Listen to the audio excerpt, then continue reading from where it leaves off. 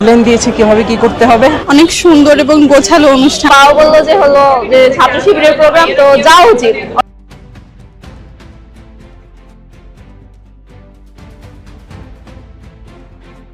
ঢাকা বিশ্ববিদ্যালয়ের সবুজ চত্বরে আজ যেন এক অন্যরকম জাগরণের ছোঁয়া। কিন্তু এই জাগরণ কোনো সাধারণ উৎসবের নয়, এটি একটি সুশৃঙ্খল, সুপরিকল্পিত এবং চমকপ্রদ রাজনৈতিক মাস্টার স্ট্রোকের গল্প। রাজনীতির চিরাচরিত পেশিশক্তি, বিশৃঙ্খলা আর গাদাগাদি করে দাঁড়িয়ে থাকার যে নোংরা সংস্কৃতি বাংলাদেশ দেখে অভ্যস্ত, আজ তার কফিনে শেষ ব্রেকটি ঠুকে দিল ঢাকা বিশ্ববিদ্যালয় ইসলামী ছাত্র শিবির। শিবিরের আয়োজন মানেই যে ব্যতিক্রম কিছু, শিবিরের রাজনীতি মানেই যে শৃঙ্খলার এক দুর্ভেদ্য দুর্গ। আজ নবীনবরণ অনুষ্ঠানটি যেন তারই এক জীবন্ত, স্পন্দিত এবং অকাট্য প্রমাণ। চোখ ধারানো সাজসজ্জা, ঘড়ির কাঁটা ধরে চলার শৃঙ্খলা এবং জমকালো ইভেন্টের ঝলকানিতে ঢাকা বিশ্ববিদ্যালয়ের নবীন শিক্ষার্থীরা আজ আক্ষরিক অর্থেই প্রফুল্ল এবং মুগ্ধ। তাদের চোখে মুখে কোনো রাজনৈতিক দলের জোরপূর্বক মিছিলে যাওয়ার ক্লান্তি বা ভয় ছিল না, ছিল এক নতুন এবং পরিচ্ছন্ন ক্যাম্পাসের স্বপ্ন পূরণের আনন্দ। আর এই আনন্দের রেশ ধরেই আজকের এই নবীনবরণ পরিণত হয়েছিল এক পলিটিক্যাল এবং কালচারাল থ্রিলারের ক্লাইম্যাক্সে। অনুষ্ঠানের শুরু থেকেই ছিল এক অদ্ভুত আকর্ষণীয় গাম্ভীর্য এবং উষ্ণ অভ্যর্থনার মিশেল। নবীন শিক্ষার্থীদের বরণ করে নেওয়ার জন্য কোনো সস্তা স্লোগান বা রাজনৈতিক চাপিয়ে দেওয়া আদর্শের মহড়া ছিল না।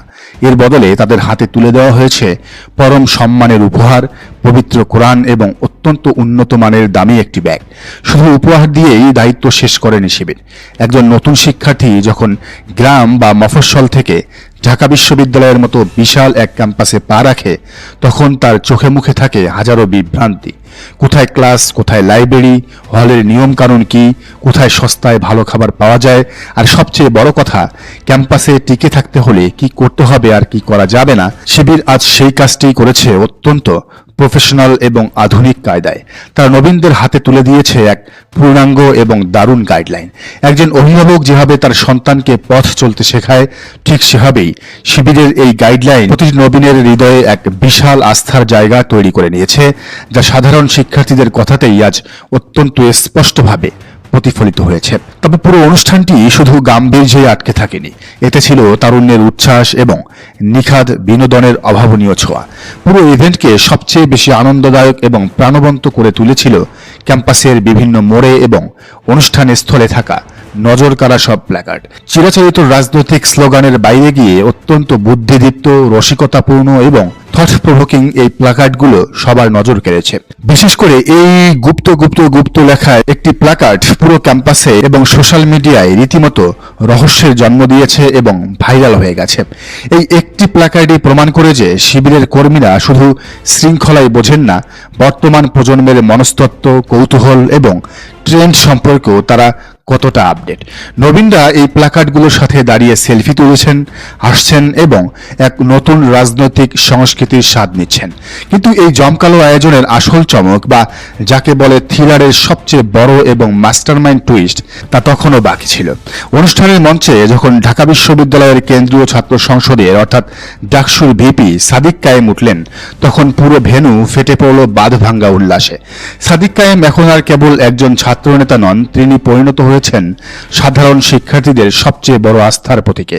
আর সেই আস্থার প্রতিদান দিতে গিয়েই আজ তিনি এমন এক মেগা ঘোষণা দিলেন, যা ঢাকা বিশ্ববিদ্যালয়ের 100 বছরের ইতিহাসে কোনো ছাত্রনেতা দেওয়ার সাহস বা কল্পনাও করেনি।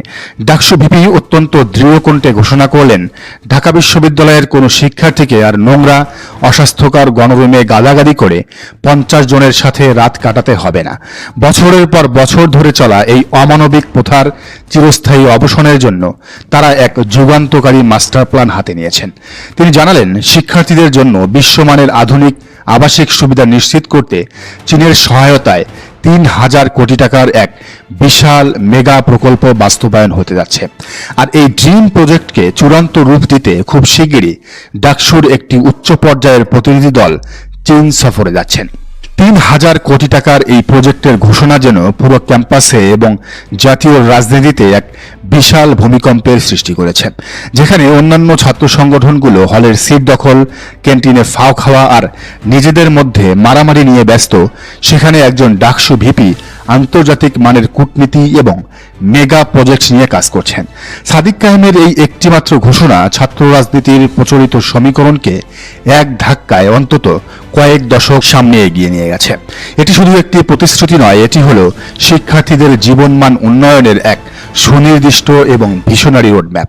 সাধারণ শিক্ষার্থীরা যখন শুনলেন যে তাদের ভবিষ্যতের জন্য এত বড় একটি আন্তর্জাতিক চুক্তি হতে যাচ্ছে, তখন তাদের উচ্ছ্বাস আর বাঁধ মানেনি।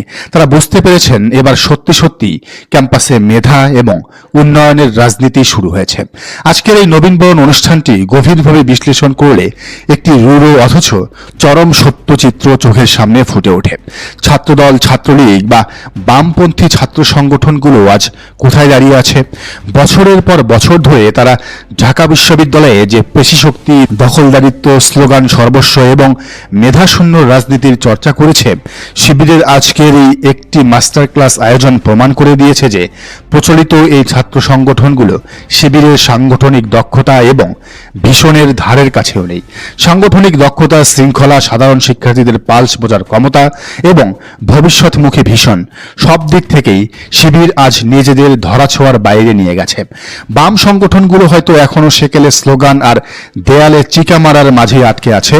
ছাত্রদল হয়তো নিজেদের অভ্যন্তরীণ কোন্দল আর পদ দখলের খেলায় মত্ত আর নেতার গাড়ির পেছনে দৌড়ানোর মত্ত। আর ছাত্রলীগ তো তাদের অতীত অপকর্মের ভারে আজ ইতিহাস থেকে সম্পূর্ণ বিতাড়িত। আর ঠিক এই বিশাল শূন্য স্থানটিতেই এক নীরব, সুশৃঙ্খল এবং অত্যন্ত শক্তিশালী বিপ্লব ঘটিয়ে ফেলল ইসলামী ছাত্র শিবির। তারা প্রমাণ করল রাজনীতি মানেই সাধারণ ছাত্রদের সিট দখলের হাতিয়ার হিসেবে ব্যবহার করা নয়, বরং রাজনীতি মানে হলো ছাত্রদের জীবনে ইতিবাচক পরিবর্তন আনা। নবীনদের হাতে পবিত্র কোরআনের মতো নৈতিকতার শিক্ষা তুলে দেওয়ার পাশাপাশি আধুনিক বিশ্বের সাথে তাল মেলানোর জন্য ৩,০০০ কোটি টাকার মেগা প্রজেক্টের স্বপ্ন দেখানোই আসল নেতৃত্ব।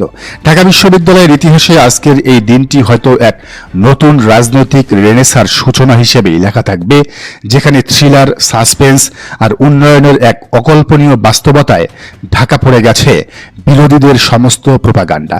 সাদিক কায়েম এবং শিবিরের এই নতুন মেরুদণ্ডী এবং ভিশনারি রাজনীতির সামনে দাঁড়িয়ে বাকি ছাত্র সংগঠনগুলোকে এখন নতুন করে নিজেদের অস্তিত্বের হিসাব কষতে হবে, কারণ সাধারণ ছাত্ররা আজ তাদের রায় দিয়ে দিয়েছে আর তারা পেছনের দিকে তাকাতে রাজি নয়। দর্শক, শিবিরের এই আয়োজনটিকে কিভাবে দেখছেন আপনি? জানান মন্তব্যের ঘরে। আর এই চ্যানেলে নতুন হলে অবশ্যই সাবস্ক্রাইব করে বেল আইকনটি বাজিয়ে রাখুন, যাতে পরবর্তী ভিডিওর নোটিফিকেশন আপনি পান।